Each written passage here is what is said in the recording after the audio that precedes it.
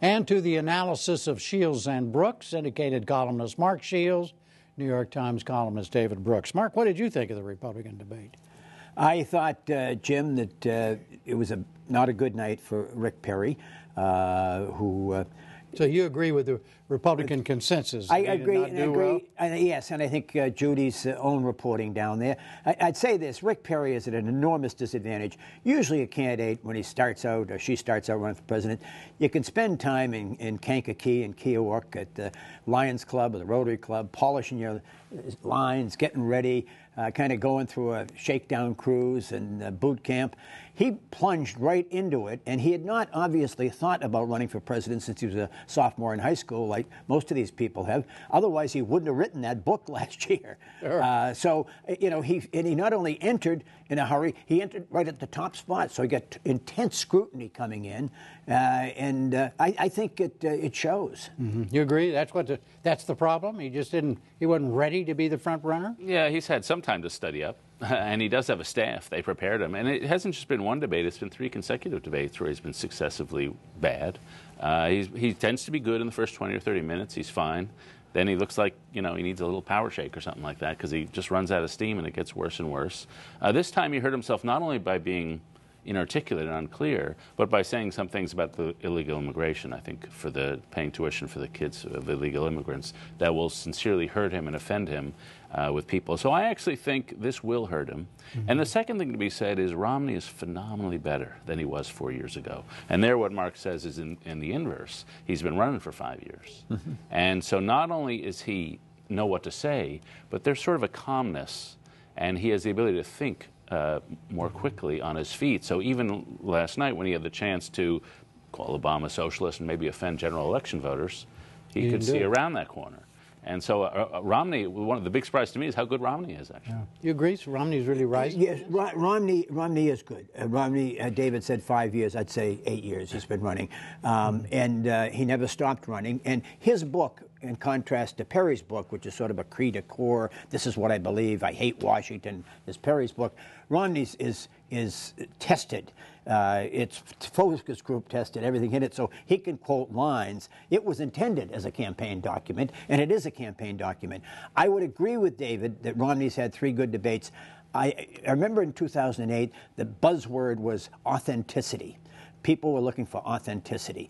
And I think both McCain and Obama in separate ways represented what voters were looking for in authenticity in 2008. I think that could be a problem with Romney. There's a lack of spontaneity. It is very well rehearsed. It's very well polished.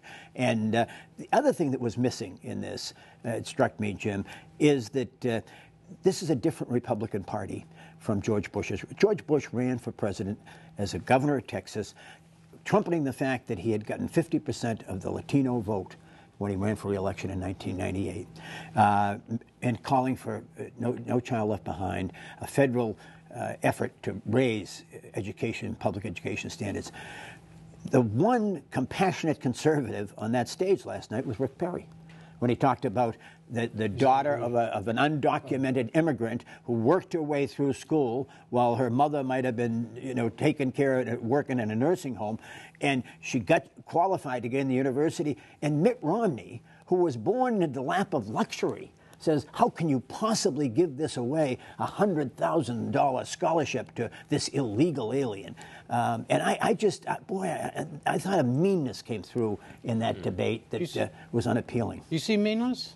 No, I the party really does not like illegal immigration, and they don't feel that people who are maybe making $40,000 a year should be subsidizing illegal, and who can't afford college should be subsidizing kids who came here illegally, their families came here illegally. I mean, that's maybe not my entire view, but I can see the point of view. The big question, Mark raises it, is how different is the Republican Party? Clearly the people who are showing up at these things are different. Clearly the Republican Party has moved somewhat to the right. They're somewhat angrier at the way the country is going. But is it really that much different than the party that nominated Bob Dole, John McCain, George W. Bush, George H.W.? If you look at the polling in New Hampshire, for example, I think Perry is 5th. So he's not exactly catching on up there. And when the people who are paying attention now are pretty angry, what about the people who start paying attention in the last minute? I suspect they'll be a little more Romney-friendly. What I was going to ask you about Judy's point about the people who support Romney, at least the people in Orlando who support Romney, they do on the basis of his electability. Right. They're already thinking about running against. They're running against Barack Obama. They don't think Rick Perry can do it. Maybe Romney can. Do you think there's validity to that? I mean, you feel it in every crowd. They want Perry to win.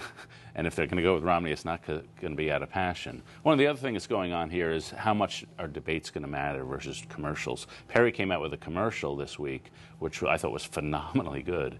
It was taking the Obama Mission Accomplished speech where he says, "This is my economy. Yes, I take credit for this economy." And then it says, "Okay, he took credit. Here's his economy." And then it has Perry being ultra patriotic. And maybe we're in the day and age where commercials just out-trump debates, in which case Perry can slide through all these terrible debates. I disagree. I think voters, I think debates do matter because they feel then, rightly or wrongly, that they're seeing the voters, the candidates, unfiltered.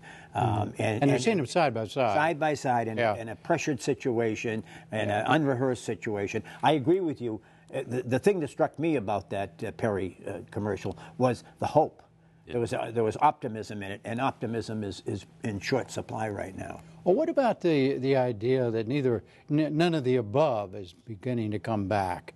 Bill Kristol, he did a special editorial for Weekly Standard today. He didn't like either one of these guys and said that he wants Christie or Jeb Bush isn't coming and Mitch Daniels won't run. Maybe Christie of New Jersey will come because none of these people can win. Do you think that's going to go anywhere, or is this the field? Well, take it or leave it, friends. No, I don't think it's too late for somebody to get in. You don't think? I don't think it is, given the dynamic that we're operating on, that somebody can get in. I mean, look what Perry did. Essentially, came out of nowhere. Out of nowhere. Yeah. But I do think, Jim, that's a cry that continues every 4 years. This is a lousy choice. Couldn't we do better? Where's the Jefferson? Where's the Lincoln? Where's the Kennedy? Where's the Reagan? And somehow whoever goes through that process and emerges at the other end, we find in him virtues that his mother had ignored. Yeah. And late entries like Romney, like Perry or like Fred Thompson, they tend not to do well for the exact reason Mark described. And it should be said, among Republican primary voters, when you ask them, are you satisfied with the field, there's been a sharp uptick in people who are satisfied with the field. So Bill, his view is shared by a lot of people, but more Republicans are saying, okay, this is our field, we're fine with it. All right, let's go to the two votes in Congress, yesterday in the House and this morning in the Senate, about the bottom line is, are we going to have another shut down the government crisis? Yeah, well, I look at history and I assume that we will just do just enough to say stagnant and miserable. We never seem to solve our problems, but we never quite walk off the precipice. So I'm going to assume that's going to happen again. Substantively, I disagree with both parties. I don't think we should offset our disaster spending with cuts elsewhere. I don't particularly think we should do corporate welfare for electric cars either. So I think they're both wrong. But, the main takeaway, I think, is the whole world is now in a very precarious situation. Europe's sliding off the edge of a cliff. Banks in Europe really teetering. Our economy really looking like it may go through a double dip. And they're fighting over this stuff. Yeah. It's just unnerving. Mark, it raises the question, you think, what is it about that's going on in this country that the members of Congress don't understand the polls that show them, 82% unfavorable, and they're still playing the same games like nothing has happened. Why? What is it they don't get? And it's both Republicans and Democrats in this case. Well, I think they came back chastened and severely defensive after the August recess, because after the showdown and the debt ceiling being raised, and both sides were hurt. Both ends of Pennsylvania Avenue. The White House was hurt. The Congress was hurt. Institutionally, politically, across the board.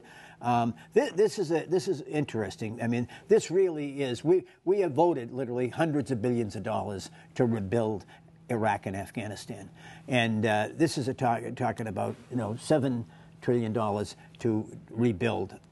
In fact, the storm ravaged United States. I think the Democrats, quite honestly, part of this is the chemistry of, they've been rolled, they feel, on every showdown. I mean, whether starting last December, in April, and in August, and there was sort of I can't say manhood because that's no longer an appropriate term, but there was a sense of we have to earn and stand up, and we're not going to take this any longer. Yeah. And I think this will be a showdown. I agree with David, there will not be a shutdown.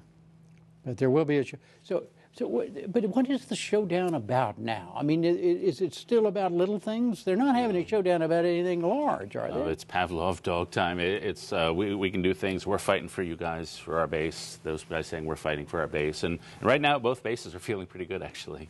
Some of us are left out, but Obama came out, tax increases for the rich. The liberals are feeling pretty good. Republicans saying we're not doing business as usual. We're going to shut things down. Conservatives feeling pretty good. Whether we're actually governing, that's another question. But I do think it's a combination of that. And then the minusculeness of what they're trying to do is just a function of being stuck in a little pressure zone in Washington. And that's going to continue.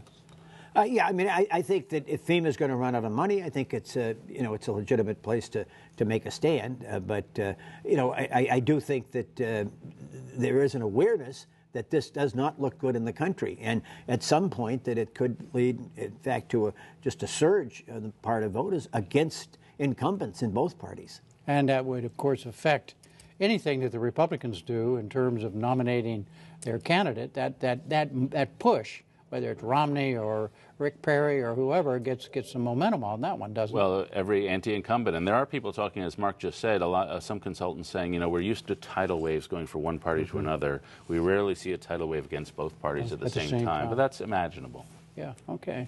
Well, thank you both very much. Thank you.